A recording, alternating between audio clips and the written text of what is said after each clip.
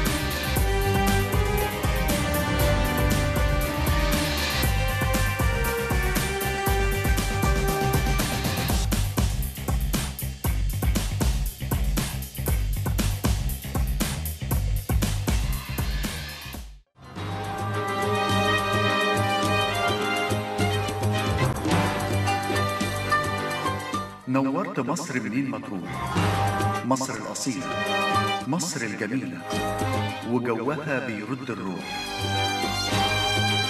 نورت مصر بلاد طيبة، مصر الهرم، أهل الكرم وقلبهم مليان طيبة. نورت مصر.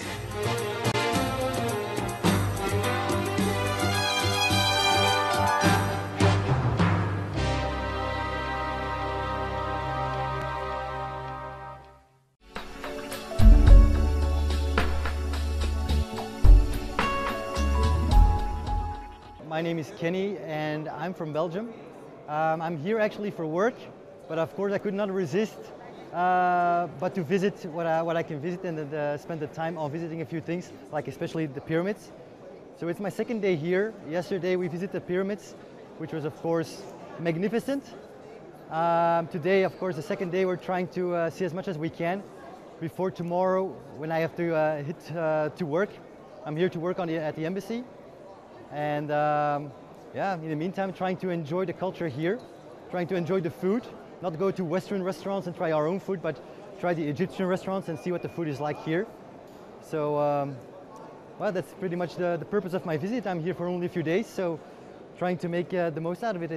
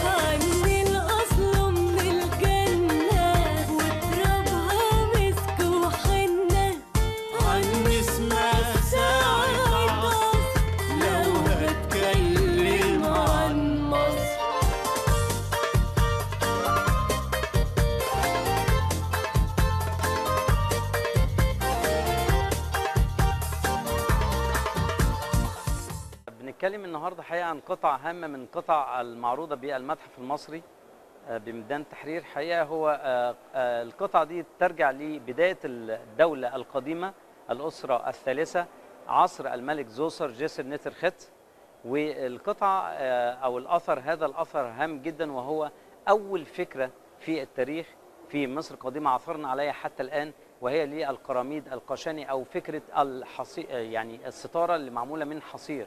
يعني هي شكلها الشكل ده، لكن طبعا هي معمولة من الحجر الجيري، وكذلك يعني مطعم بأجزاء من القراميد أو القشاني المصري الأزرق. الميزة فيها حقيقة إنها من يعني أقدم قطعة، وكذلك عثرت عليها حفائر مصلحة الآثار المصرية، وكذلك قام بترميمها بعد العثور عليها لوير. والقطعة هامة جدا لأنها حقيقة بتميز أو بتبين شكل من أشكال يعني عايزين نقول التصميم أو الديكور لبعض الأجزاء التي كانت تستخدم في مصر القديمة، مثل الستارة، مثل يعني حقيقة نقول الجداريات. لا يعني حقيقة بتمثل شكل هام جدا، وهو قد ايه الزخارف بتاعتها جميله، قد ايه الشكل جميل، قد ايه العنصر اللي هو القشاني او القراميد القشاني الازرق المصري اللي هو معروف طبعا الفايانس. عايزين نقول اللي هو اساسه الحضاره المصريه القديمه، لان احنا بنتكلم في 5000 و6000 يعني سنه. فطبعا يعني حتى القشاني، فكره الاشاني نفسه هو او السيراميك هو فكرته في الحضاره المصريه القديمه، واقدم من قام بصناعته، ودليل على ذلك القطع الاثريه الموجوده يعني بين أيدينا الآن.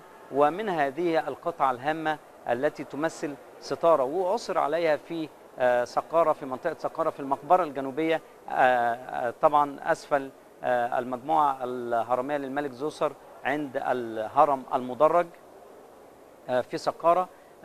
هي معروضة حاليا في عرض متحفي جديد، هنلاقي اللي هي معروضة ومن أمامها تمثال الملك زوسر. هو فعلا ما تمش العثور عليهم في مكان واحد، لأن أصلا هذا التمثال عثر عليه بالحجم الطبيعي من الحجر الجيري الملون للملك زوسر في السرداب الموجود في الجهة الشمالية أو الجانب الشمالي من الهرم المدرج. وكان أمام هذا السرداب يوجد ثقبين، وهذا الثقبين عندما ننظر منهم نجد عيون الملك التي كانت مطعمة ولكنها مفقودة الآن، أو يعني وقت العثور على هذا التمثال لم تكن موجودة هذه العيون، ولكنه وكأنه كان ينظر بعينيه من الثقوب الموجودة في السرداب ليرى العالم من الخارج في الجهة الشمالية. يعني ده حقيقة وجد في السرداب.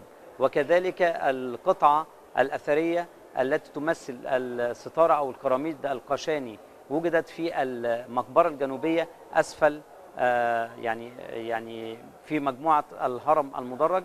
لكن الارتباط بينهم حقيقة الارتباط في الحقبة الزمنية في فترة حكم الملك زوسر جيس النترخت الدولة القديمة الأسرة الثالثة، وكذلك أنها ترجع للملك زوسر. كانت معروضة من قبل في رواق 43 علوي، ولكن حقيقة مع يعني كان في مكان مزدحم من الآثار، واللي هو حقيقة يمكن الفائدة المرجوة حاليا اللي هو يعني نقل الآثار الكثيرة المقدسة في أماكن أخرى زي المتحف الحضارة والمتحف الكبير، وذلك حتى تكون الآثار معروضة في شكل يليق بها أكثر وفي رياحية عند النظر إليها وفي العرض المتحفي، حتى لا يكون المكان مزدحم، وكذلك يأخذ الأثر يعني حقه في العرض، وتكون أكثر يعني فاعلية مع الزائر عندما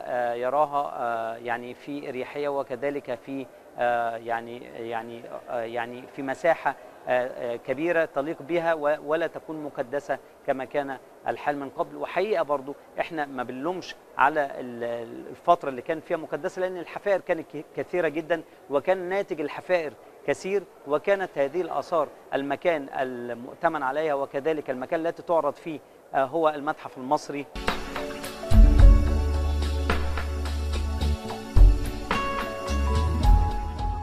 Hello, my name is Karol. I'm from Poland. I'm a student of Middle Eastern Studies with Arabic. This is my first time in Egypt and I already love it.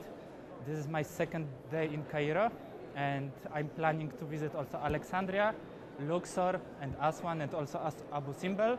I really love hospitality of Egyptian people. I love when I'm going through the streets, everybody says to me hello and welcome to Egypt. That's what makes me feel more comfortable in this country. I invite you all to visit this beautiful country because it has much to offer. I invite all my friends to come here to Egypt. It's really worth seeing all these monumental things like pyramids, sphinx, and also try local cuisine like koshari, for example. I have heard that this is the best dish in Cairo. This is the best dish to eat here, and let's see and visit this.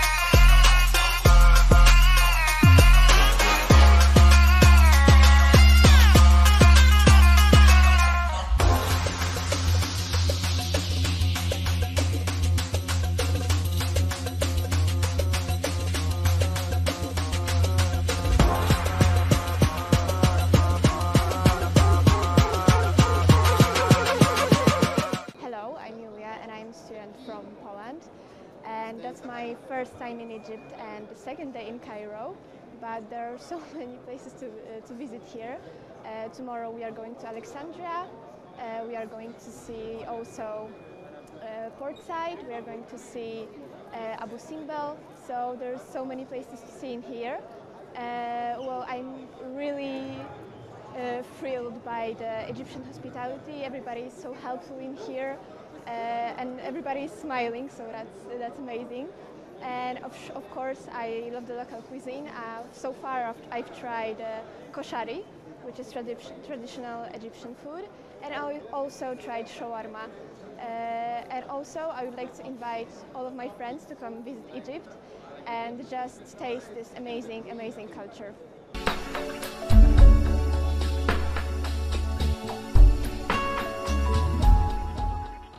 مصر.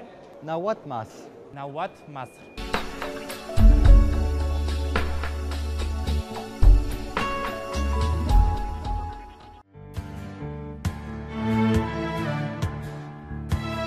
مصر الجميلة اللي يجيلها يعشقها من بعد ثواني، ونسابها ساعة يحنلها، ما هو فيها عاش أحلى معاني، ومسيره يرجع يوم ليها صدق اللي قال كلمة عليها، اللي بيشرب من نيلها لابد يرجع من تاني. نورت مصر.